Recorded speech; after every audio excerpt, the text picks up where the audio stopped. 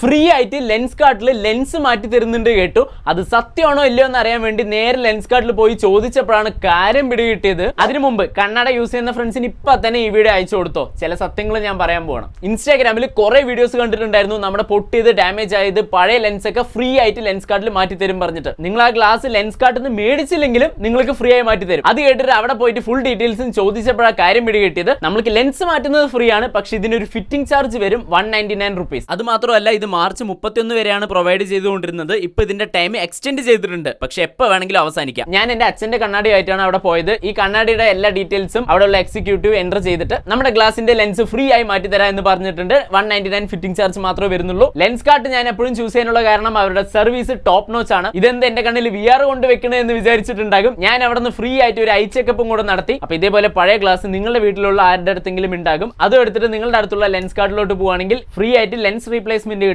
199 കൊടുക്കണം ഞാൻ പറഞ്ഞ പോലെ. അപ്പൊ എന്തായാലും ഒന്ന് ട്രൈ ചെയ്ത് നോക്കുക.